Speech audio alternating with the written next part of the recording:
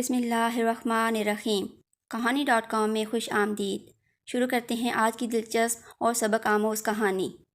میں دنیا میں ان بدقسمت لڑکیوں میں سے ایک تھی جن کے والدین بچپن میں ہی وفات پا گئے تھے اور جو اپنے ماموں ممانی کے رحم و کرم پر تھی۔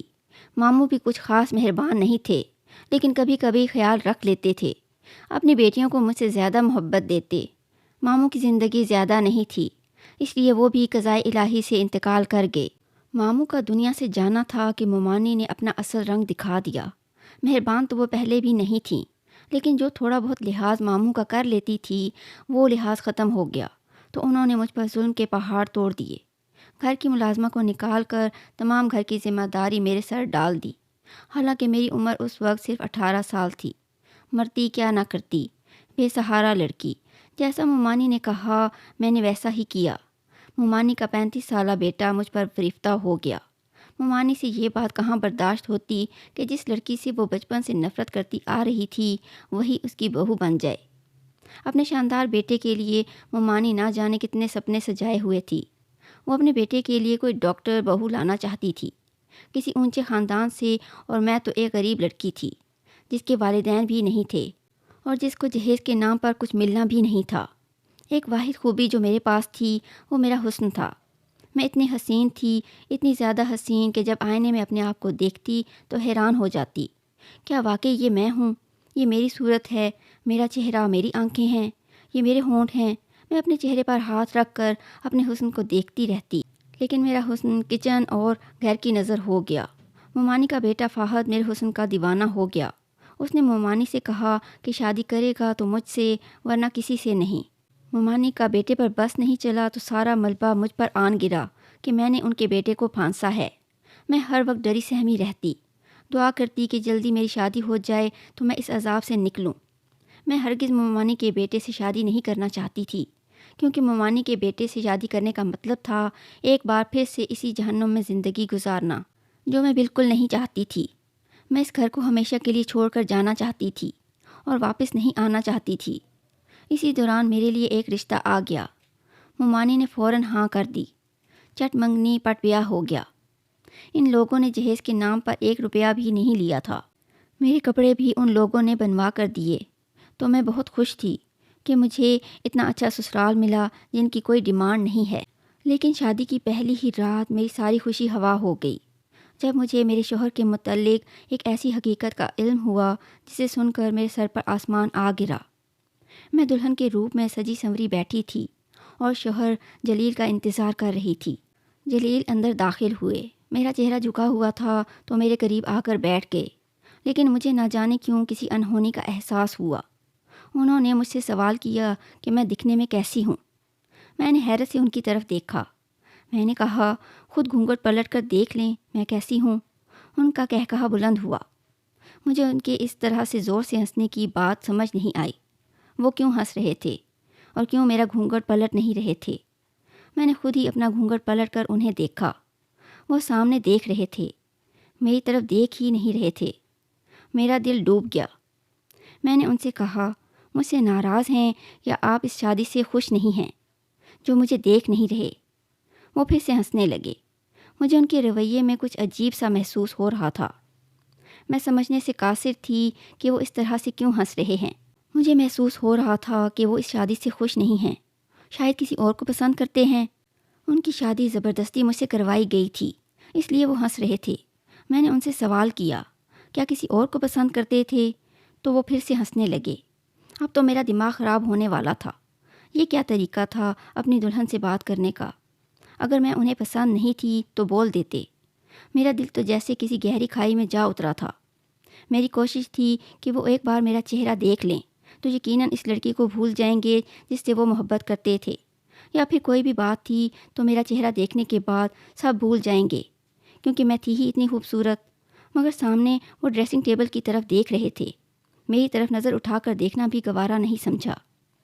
میں تو یہی سوچ کر آئی تھی اپنے شوہر اور سسرال کی اتنی خدمت کروں گی کہ مجھے واپس ممانی کے پاس جانا ہی نہ پڑے۔ کیا تمہیں یہ کسی نے نہیں بتایا کہ میں دیکھ نہیں سکتا؟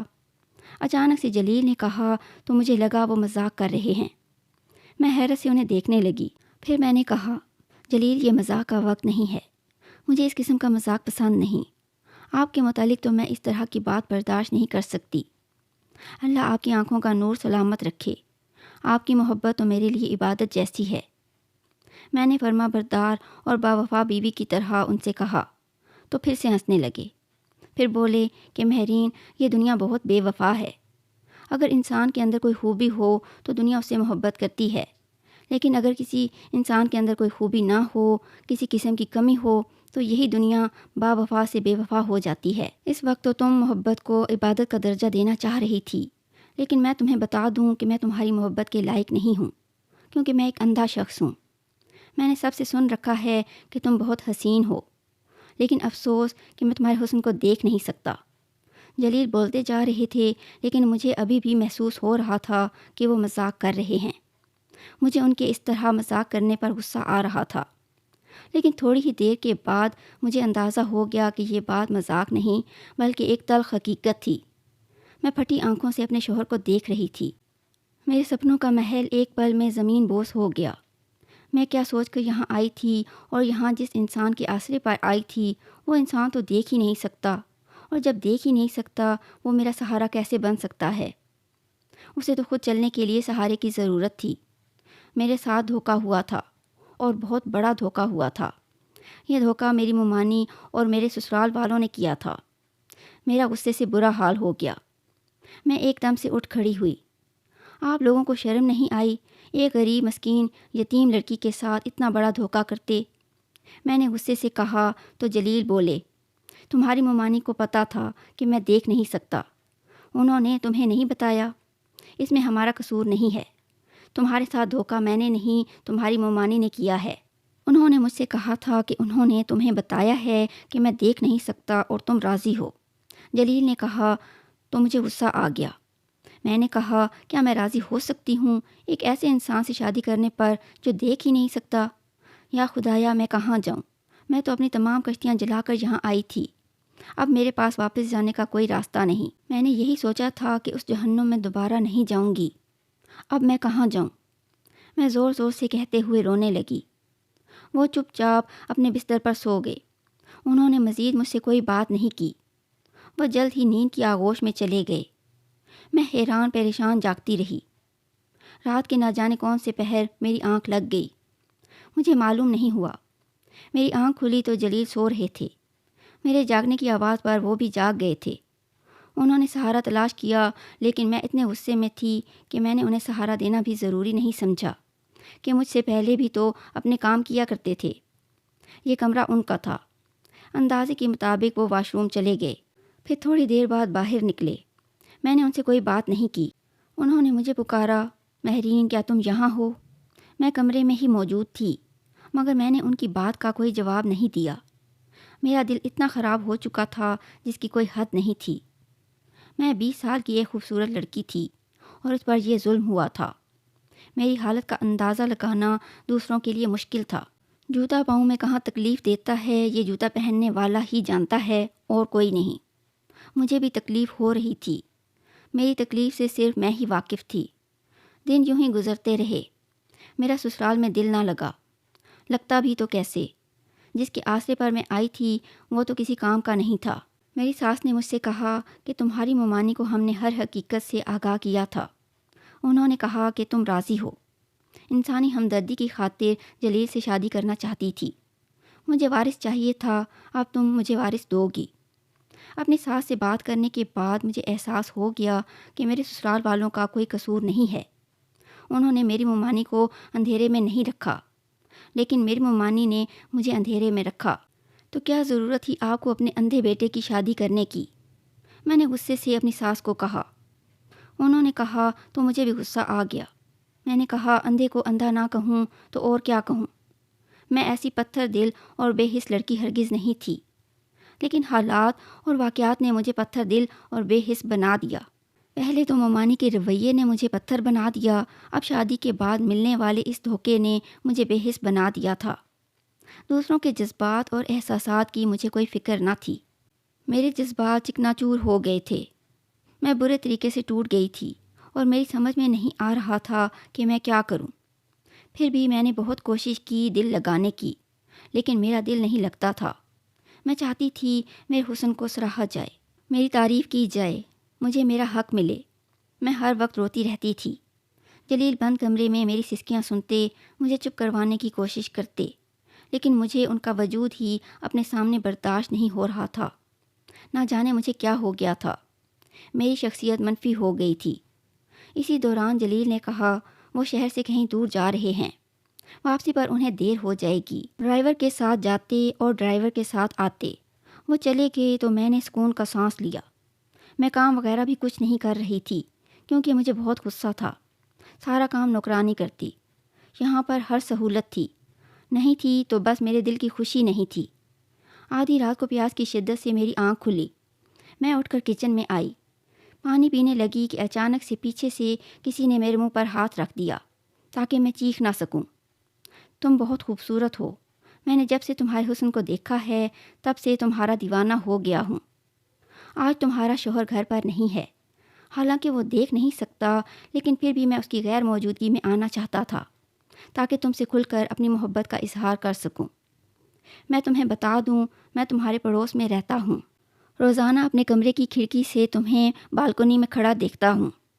مجھے افسوس ہے تم جیسی حسین لڑکی کی شادی ایک ایسے انسان سے ہو گئی ہے جو تمہارا حسن دیکھ ہی نہیں سکتا۔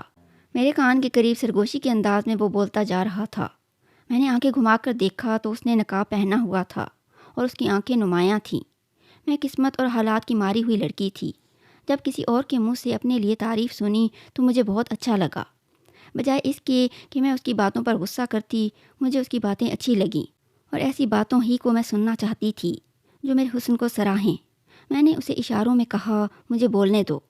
اس نے میرے منہ سے ہاتھ ہٹا دیا۔ میں نے پوچھا تم کون ہو؟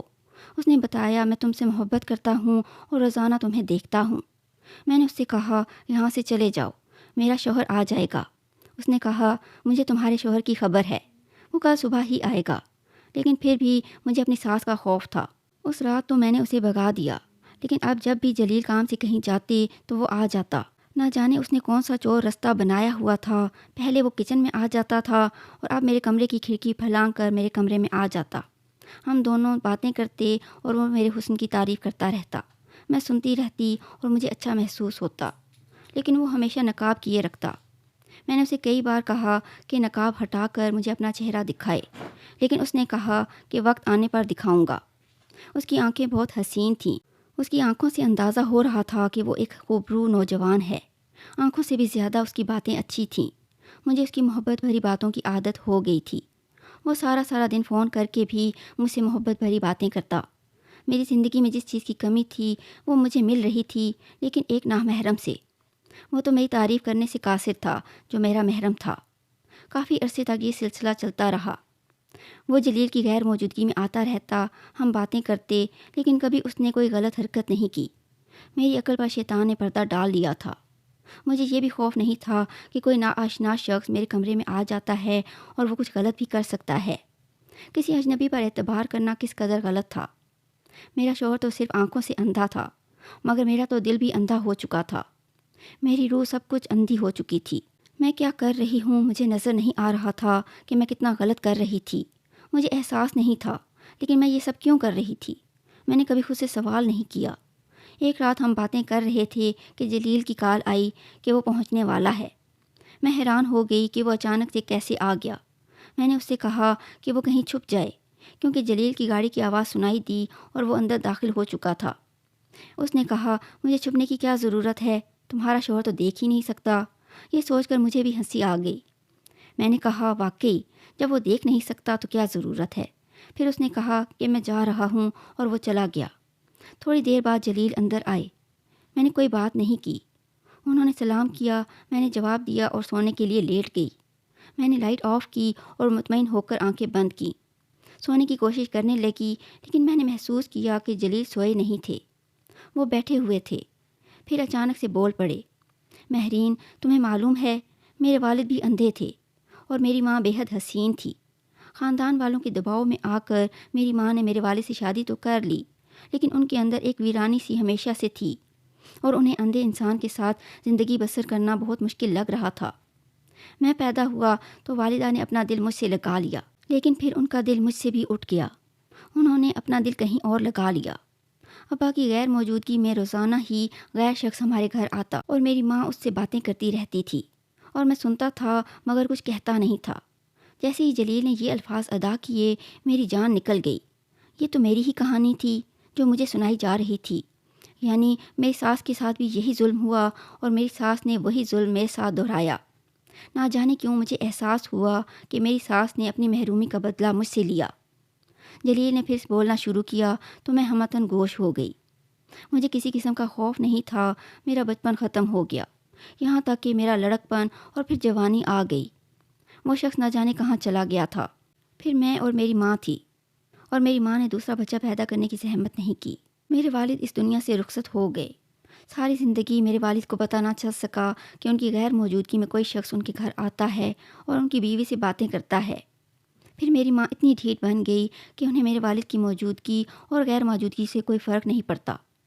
میرے والد کے سامنے وہ شخص ہمارے گھر آتا، میری ماں اسے دوسرے کمرے میں لے جاتی اور ان کی باتوں کی آواز مجھے آتی۔ اس عرصے میں مجھے معلوم ہو گیا تھا کہ وہ میری ماں کا کوئی کزن تھا جو ان سے بے حد محبت کرتا تھا۔ مجھے اپنے والد کا دکھ ہوتا۔ میں نے انہیں کچھ نہیں بتایا۔ تم جانتی ہو میں پیدائشی اندھا نہیں تھا۔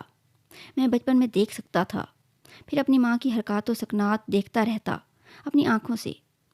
آہستہ آہستہ میری بینائی جاتی رہی کہ یہ اندھا پن میرے باپ کی طرح سے مجھے ورثے میں ملا تھا۔ میں لڑکپن کو پہنچا تو بالکل اندھا ہو چکا تھا۔ مجھے خوشی تھی کہ میں اب دیکھ نہیں سکتا کہ میری ماں کیا کرتی ہے۔ پھر مجھے احساس ہوا کہ مجھے یہ سب نہیں کرنا چاہیے، دوسروں کی خاطر اپنی زندگی برباد نہیں کرنی چاہیے۔ اس لیے میں نے اپنا علاج شروع کیا۔ اور مہرین، شادی کی رات جب میں نے تمہیں دیکھا تو تمہارے حسن کو دیکھ کر حیران رہ گیا۔ جلیل کہتے کہتے خاموش ہو گئے اور ان کی بات سن کر میرے 14 طبق روشن ہو گئے۔ وہ تو اندھے تھے، پھر انہوں نے میرا حسن کیسے دیکھ لیا۔ میں ایک جھٹکے سے اٹھ بیٹھی اور اندھیرے میں ان کے وجود کو دیکھتی رہی جو سائے کی طرح نظر آ رہا تھا۔ آپ نے کیسے مجھے محسوس کیا؟ آپ تو دیکھ نہیں سکتے۔ مجھے اپنی آواز کسی کھائی سے آتی محسوس ہو رہی تھی۔ میرا دل ٹوٹ گیا۔ وہ یہ کیا کہہ رہے تھے؟ وہ دیکھ سکتے تھے یا پھر وہ کوئی مذاق کر رہے تھے جو میرے ساتھ ہو رہا تھا؟ میں نے لڑکپن کے بعد اپنی آنکھوں کا علاج شروع کیا۔ میرے ساتھ زیادہ مسئلہ نہیں تھا۔ تھوڑے سے علاج میں ہی آپریشن کے ذریعے میری بینائی واپس آ گئی اور میں سب کچھ دیکھ سکتا تھا۔ جس وقت میری ماں نے میری شادی کا فیصلہ کیا، میں نے خاموشی سے ان کا فیصلہ قبول کر لیا۔ تمہاری تصویر مجھے میری ماں نے نہ دکھائی کیونکہ وہ مجھے اب تک اندھا سمجھتی تھی۔ میں نے ان سے کچھ کہا بھی نہیں۔ میرا دل تو ان سے اٹھ چکا تھا۔ جب ہماری شادی ہوئی تو میں دیکھ سکتا تھا۔ میں نے تمہیں دیکھا تھا، لیکن میں یہ دیکھنا چاہتا تھا کہ تم کس طرح کی بیوی ثابت ہوتی ہو، بے وفا ہو کر میرے اندھے پن کا فائدہ اٹھاتی ہو یا پھر میرا سہارا بنتی ہو۔ لیکن مجھے تمہارا رویہ دیکھ کر بہت افسوس ہوا۔ میں نے تمہیں چھوڑنے کا فیصلہ کر لیا تھا۔ تمہارے سامنے اندھے پن کا ناٹک میں نے صرف ایک ہی مہینہ کیا، اور 1 مہینے میں تم نے مجھے چھوڑ کر اپنا عاشق بھی بنا لیا۔ جلیل کی بات سن کر میرے تو سر پر آسمان آ گرا۔ میرے پیروں تلے سے زمین سرک گئی۔ مہرین، وہ نقاب پوش کوئی اور نہیں، میں ہی تھا۔ ان کی بات سن کر مجھ پر غشی طاری ہونے لگی۔ میرے ساتھ کیا ہو رہا تھا مجھے سمجھ نہیں آ رہا تھا۔ میں اپنی قسمت پر کیسے ماتم کروں؟ آپ نے یہ سب میرے ساتھ کیوں کیا؟ میں نے ہمت کر کے جلیل سے سوال کیا۔ جلیل نے اٹھ کر کمرے کی لائٹ آن کر دی، وہی نقاب دراز سے نکالا، اپنے چہرے پر پہن لیا۔ میں نے دیکھا یہ وہی شخص ہے جو مجھ سے ملنے آتا تھا۔ میں اپنے شوہر سے اس قدر نفرت میں مبتلا ہو گئی تھی کہ کبھی غور نہیں کیا کہ یہ آنکھیں میرے شوہر کی آنکھیں ہیں جنہیں میں دیکھتی ہوں نقاب کے پیچھے۔ مہرین، اگر میں شادی کے بعد اندھا ہو جاتا کسی حادثے میں تو کیا تم کسی اور سے روابط استوار کر لیتی؟ جلیل کے سوال نے مجھے شرمندہ کر دیا۔ میرے پاس بولنے کی ہمت نہیں تھی۔ میرا دل کر رہا تھا زمین پھٹ جائے اور میں اس میں سما جاؤں۔ مجھے اس نقاب پوش سے محبت ہو گئی تھی اور پھر وہ میرا شوہر ہی تھا۔ اب میں کہاں جاؤں؟ میں تم سے ناراض نہیں ہوں، میں حالات کا مارا ہوا انسان تھا جس نے اپنی ماں کی بے وفائی دیکھی تھی، اور میں اس کی سزا ایک معصوم لڑکی کو دینے جا رہا تھا، اسے آزما کر۔ لیکن آج مجھے احساس ہو رہا ہے کہ میں نے غلط کیا۔ میں تمہیں معاف کرتا ہوں کیونکہ میں تمہارے کردار کو جان گیا ہوں۔ تم نے اجنبی سے صرف باتیں کی، اپنی حدود کا خیال رکھا۔ تمہارے احساسات اور جذبات میں پاکیزگی میں نے تنہائی میں دیکھ لی تھی۔ مجھے احساس ہو گیا کہ تمہیں صرف محبت بھری باتوں کی ضرورت تھی، تمہارے اندر کوئی برائی نہیں تھی، ایک احساس کمتری تھا اور بس۔ مہرین، میں تمہیں کیا خاک معاف کروں گا، بلکہ میں تو اس قابل نہیں کہ تمہیں معاف کر سکوں۔